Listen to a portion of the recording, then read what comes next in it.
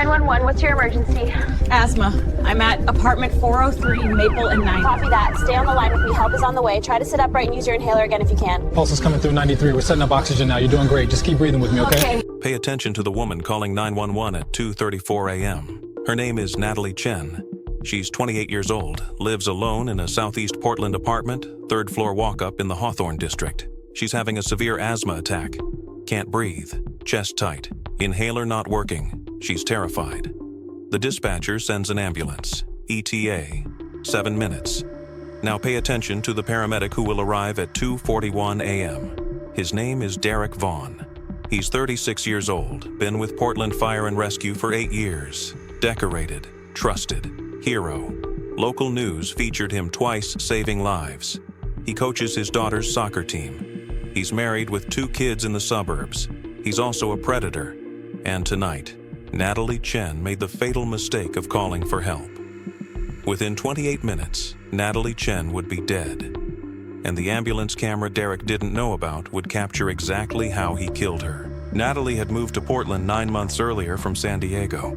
Only child of Maria and David Chen. She worked as a medical assistant at Bright Futures Pediatric Clinic downtown. She'd lived alone for the first time in her life, and her parents called her daily, worried. She'd had asthma since age 12, usually well controlled with her albuterol inhaler. But tonight was different. The building manager had used industrial cleaning chemicals in the hallways that evening. The fumes triggered something severe. At 11:47 p.m., she texted her mother goodnight. At 1:15 a.m., her best friend Kayla texted her. Natalie didn't respond. Unusual. By 2:30 a.m., Natalie's lips were turning blue. She'd been struggling to breathe for 40 minutes, not wanting to overreact, not wanting to waste resources. Finally, she couldn't wait anymore. She dialed 911. The dispatcher, Sarah Monroe, received the call at 2:34 a.m. Natalie's voice was barely a whisper between gasps. Address confirmed, 847 SE Hawthorne Boulevard, Apartment 3B. Unit 47 dispatched. Paramedics Derek Vaughn and Jessica Torres. ETA, 7 minutes. Derek Vaughn seemed perfect on paper. 8 years with Portland Fire and Rescue since 2015. Clean record. Commendations for saving 3 people from an apartment fire in 2018. Rescued a child from a car crash in 2020. His colleagues described him as professional, reliable, quiet. He always volunteered for night shifts. Said he preferred them, less traffic, faster response times. His wife Rebecca knew him as a devoted father. His supervisor trusted him completely. But in 2021, a patient named Sarah Mitchell had filed a complaint. She claimed Derek had touched her inappropriately during transport. The investigation was conducted by Derek's own supervisor. Conflict of interest. The complaint was dismissed as medication-induced confusion. Sarah's voice was buried. Derek continued working. Tonight, Derek was partnered with Jessica Torres, 24 years old, only her 3rd month as an EMT. She looked up to him, followed his lead without question. Exactly what Derek needed. Unit 47 arrived at 2:41 a.m., 7-minute response time. Protocol followed perfectly. The building manager, Tom Prescott, waited in the lobby. Natalie had buzzed the intercom in panic, and Tom let the paramedics inside. Derek and Jessica climbed 3 flights carrying their equipment. Natalie's apartment door was open. She sat on her couch, gasping, drowning in air. Jessica's body cam captured everything.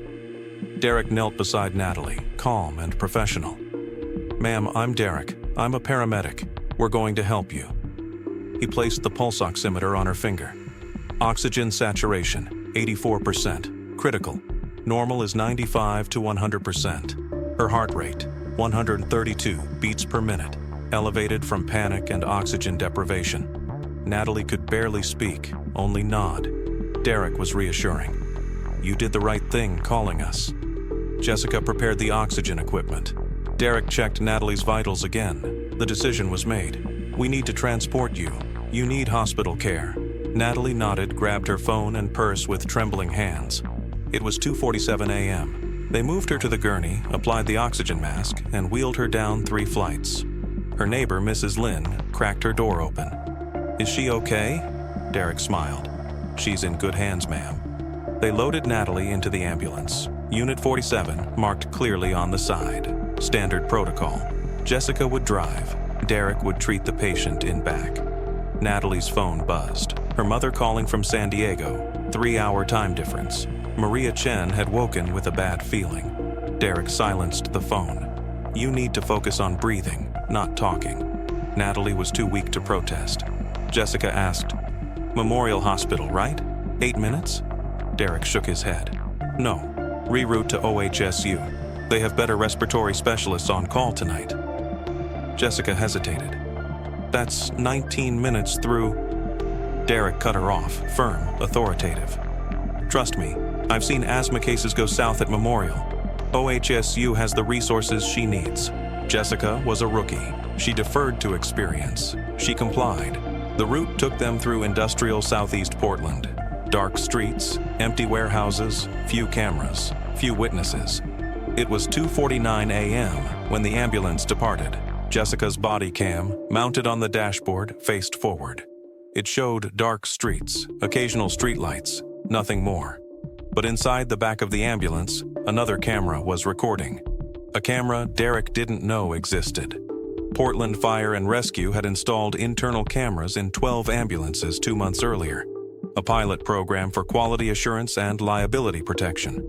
A general memo had been sent to all paramedics, but many didn't realize the cameras were actually active. Derek was one of them. The camera was hidden inside the medical equipment cabinet. It recorded continuously during transports, and tonight, it captured everything. At 2:52 a.m., Derek adjusted Natalie's oxygen mask and leaned close.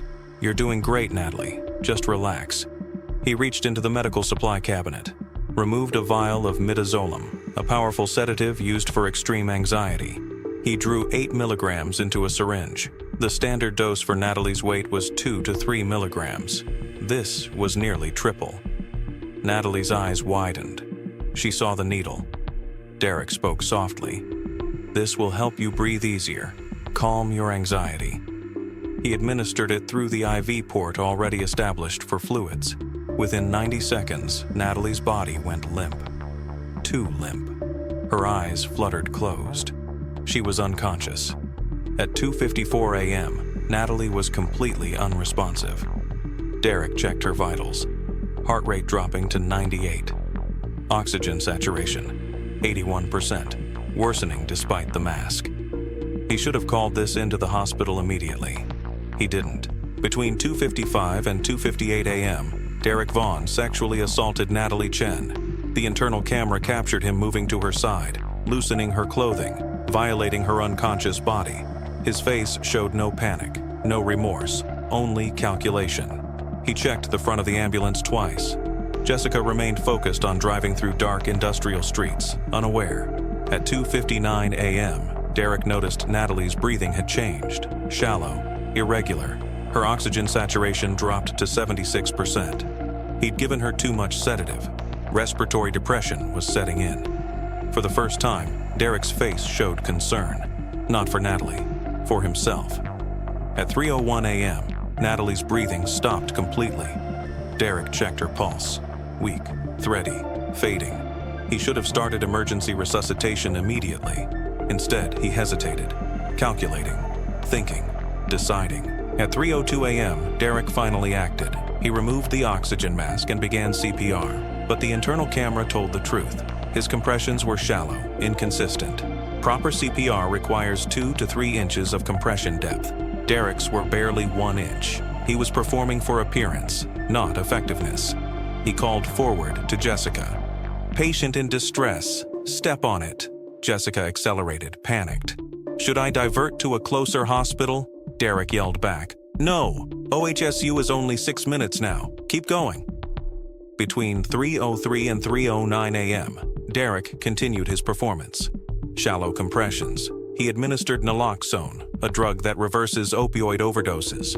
Completely useless here, but it looked like he was trying. He reapplied the oxygen mask, checked his watch repeatedly. The internal camera captured his expression, not urgency, calculation. At 3:09 a.m., the ambulance arrived at OHSU Emergency Bay. Derek called out, I need help. Patient arrested in transport. The hospital trauma team rushed out with a crash cart.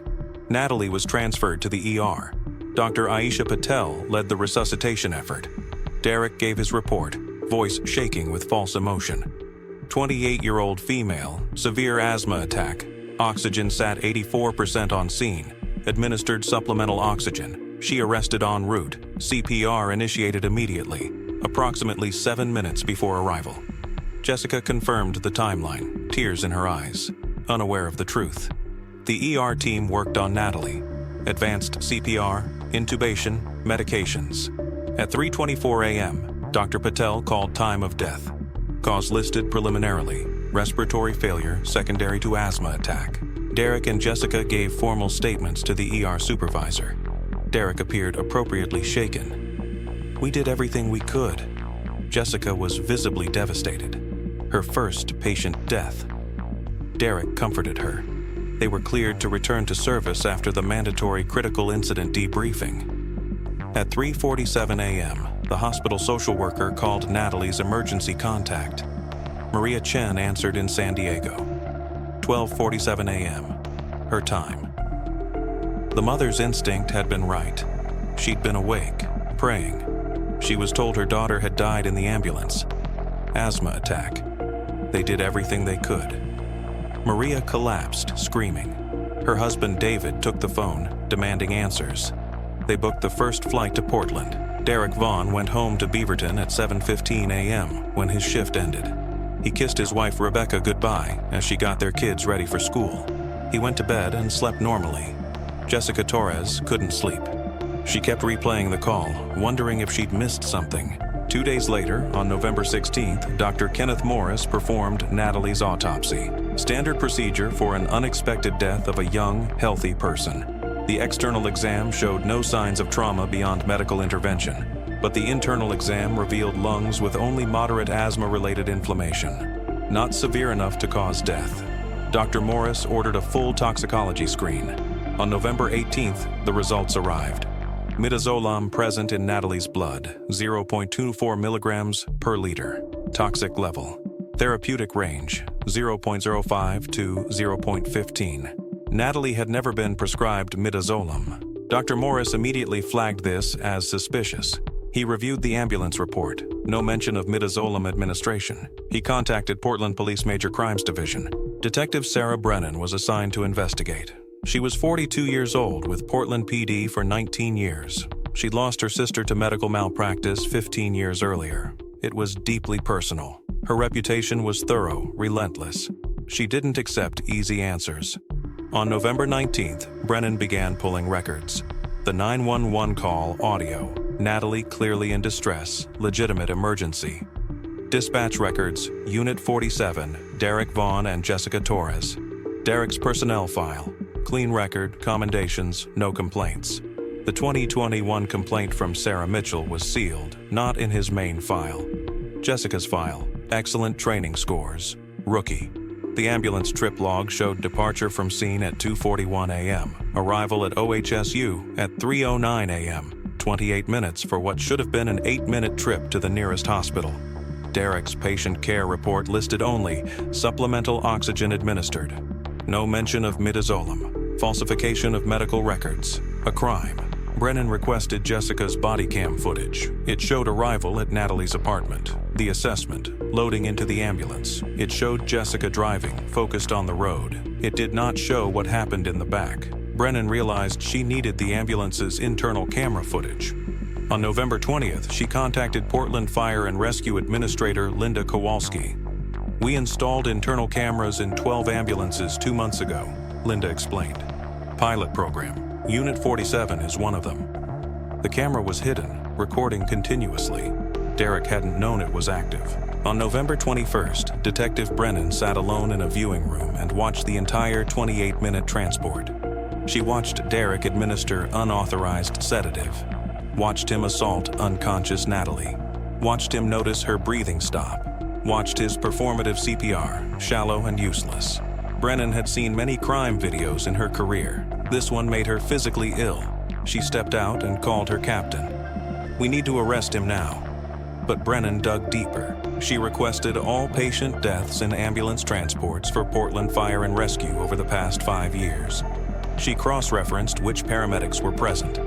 A pattern emerged. Derek Vaughn's name appeared on 4 other cases. Vanessa Park, 24, March 2021. Asthma attack. Died in transport under Derek's care. Autopsy. Respiratory failure.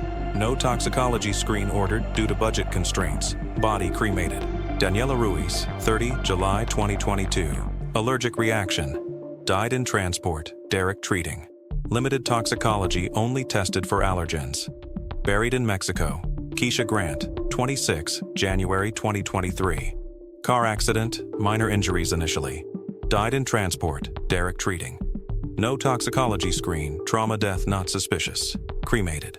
Lily Nguyen, 29, September 2023, just 2 months before Natalie. Severe migraine. Died in transport, Derek treating. Basic toxicology showed only pain medication. Buried in Vietnam. The pattern was undeniable. All young women, 24 to 30 years old. All lived alone. All emergency calls between 11 p.m. and 4 a.m.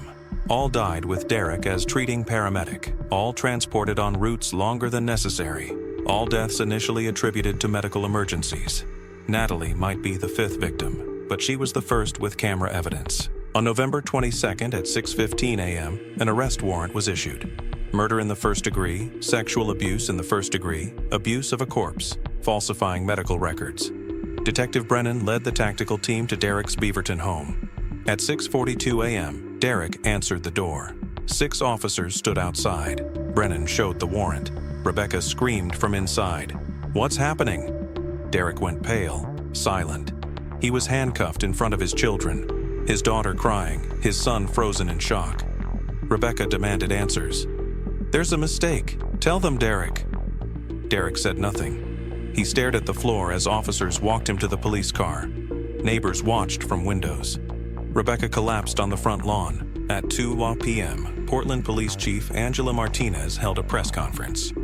"We have arrested Derek Vaughn, a Portland Fire and Rescue paramedic, on charges including murder and sexual abuse. We believe there may be additional victims." The local news exploded. Trusted paramedic arrested in patient death. National media picked it up by evening. At 4 p.m., Detective Brennan interrogated Derek. He invoked his right to an attorney immediately. Public Defender Arnold Pierce was assigned. Derek said nothing, but Brennan showed him the ambulance camera footage. She watched his face as he saw himself on screen. The first emotion she detected, resignation. He knew he was caught. On November 23rd, Jessica Torres was brought in for follow-up, initially defensive. "Derek is a good paramedic. He taught me everything." Brennan asked about the route change. Jessica explained, "He said they had better respiratory specialists." Brennan countered. "Memorial had the same capabilities. 8 minutes away. He took you 28 minutes through empty areas. Why?" Jessica's face fell as understanding dawned. Brennan showed her the edited internal footage, assault not shown, but unauthorized medication visible. Jessica watched Derek administer midazolam without authorization, watched him fail to provide adequate CPR. Jessica vomited in the trash can. "He used me," Jessica whispered. "He knew I'd follow his lead. He knew I wouldn't question him." Brennan responded gently. "You didn't know. You were driving. You did your job." But Jessica sobbed. "She died alone with him. I was 10 feet away." Jessica provided crucial testimony.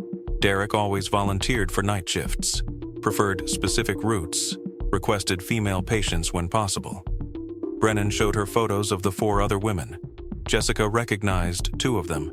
She'd been Derek's partner on those transports too. Detective Brennan contacted the other families, Vanessa Park's parents in Seattle, Mother May Park. "We never questioned it. She had severe asthma. We trusted they did everything." Father James Park. "Are you telling us our daughter was murdered?" Bodies were exhumed. Reautopsies revealed elevated midazolam levels in Vanessa and Keisha. Daniela Ruiz's mother Gloria in Portland said, "Daniela always carried her EpiPen. They told me it was too severe, happened too fast." Keisha Grant's sister Tamara flew in from Atlanta. "Keisha called me from the accident scene. She said she was okay, just shaken. Minor injuries. How does someone die from that?" Lily Nguyen's parents requested repatriation of her body from Vietnam for re-autopsy. The pattern was confirmed. All 5 women had midazolam in their systems. All 5 died with Derek as treating paramedic. All 5 on extended routes. All 5 young, alone, vulnerable. Derek's arraignment was held November 25th. Judge Harold Chen presiding. Charges read: 5 counts, murder first degree. 5 counts, sexual abuse first degree. 5 counts, abuse of corpse. Falsifying medical records. Official misconduct. Plea: not guilty. Bail denied. Trial set for March 2024. Rebecca Vaughn filed for divorce December 1st. She took the children and moved to her parents' home in Eugene. Her statement through an attorney: I am devastated and betrayed. The man I married does not exist. My heart is with the victims' families. Portland Fire and Rescue was placed under investigation. How did Derek operate undetected for years? The 2021 complaint resurfaced. Sarah Mitchell was contacted. She confirmed the complaint was real. Derek had assaulted her during transport. She survived, but her voice had been silenced. She became the 6th victim. On March 18, 2024, the trial began. Multnomah County Circuit Court, Judge Patricia Nguyen presiding. Prosecutor Deputy District Attorney Michael Torres. Defense Public Defender Arnold Pierce, arguing mental illness, sex addiction, not premeditation. The prosecution's case was devastating. Natalie's 911 call played in court. Jessica Torres testified, breaking down, describing her guilt. Detective Brennan testified about the investigation and pattern. Dr. Morris explained the toxicology findings. On day 3, the internal ambulance camera footage was shown to the jury. Content warning issued. Public gallery cleared during assault footage. The jury was visibly disturbed. Maria Chen, Natalie's mother, left before the video played. David Chen stayed, tears streaming silently. Over the following days, the other victims' families testified. Vanessa's parents, Gloria Ruiz, Tamara Grant, Lily's parents. Sarah Mitchell, the survivor, testified about the 2021 assault, her voice shaking. The defense called a psychiatrist who testified Derek had sexual compulsion disorder, argued the deaths were accidental consequences of his compulsion. Prosecutor Torres destroyed this. He administered lethal doses. He falsified records. He chose routes to buy time. He let them die. That's not compulsion. That's murder. Derek testified against his attorney's advice. Claimed he tried to help them, claimed sedatives were for their anxiety, claimed he didn't mean for anyone to die. Torres cross-examined. Did Natalie consent to midazolam? No. Did you document it? No. Did you provide adequate CPR? I tried. The camera shows you didn't. You let her die. Why? Derek broke down. I don't know. Torres's closing argument was direct. Derek Vaughn was trusted to save lives. Instead, he hunted vulnerable women. He used his position, his knowledge, his authority to assault and kill. Natalie Chen called 911 for help. She died because she trusted the wrong person. On April 2nd, after 11 hours of deliberation, the jury returned. Guilty on all counts.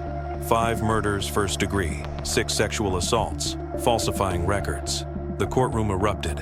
Families wept. Derek remained emotionless. On May 15, 2024, the sentencing hearing was held. Victim impact statements were read. Maria Chen wrote, Natalie called 911 because she was scared. She thought help was coming. Instead, a monster came.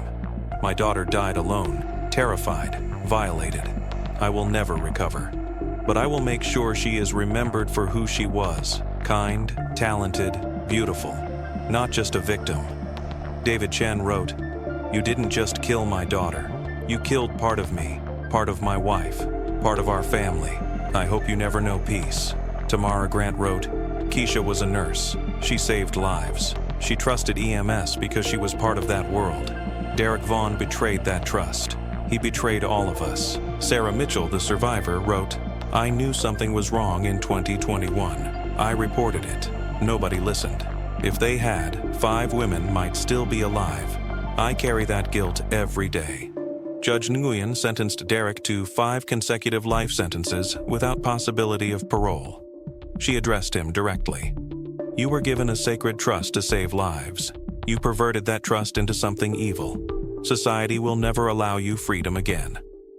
Oregon passed Natalie's Law in January 2025. Mandatory internal cameras in all ambulances statewide. Annual psychological evaluations for EMS personnel. Independent review boards for patient complaints. Mandatory two-person patient care, never leaving a paramedic alone with an unconscious patient. Portland Fire and Rescue implemented full reforms. Mandatory body cameras for all paramedics. Transparent complaint process. 3 supervisors who buried complaints were fired. Maria and David Chen established the Natalie Chen Foundation supporting asthma research and EMS reform. Jessica Torres quit EMS and enrolled in social work, now helping trauma survivors. Detective Brennan trains detectives nationally on medical crimes. Rebecca Vaughn changed her and her children's last names, moved away, refuses all interviews. Derek Vaughn sits in Oregon State Penitentiary, maximum security, segregated for safety. He has never apologized, has never explained why. He will die in prison. Natalie Chen called 911 at 2:34 a.m. because she couldn't breathe. She trusted the system designed to save her. That trust was betrayed in the worst way imaginable. The ambulance camera Derek didn't know about ensured he couldn't hide anymore. Natalie's death changed laws, changed protocols, saved future lives. But it couldn't save hers. She was 28 years old. She worked healing children. She loved her family. She called for help. And the person who responded killed her. That's the story. That's the truth. And that's why we must never stop demanding accountability from those we trust with our lives.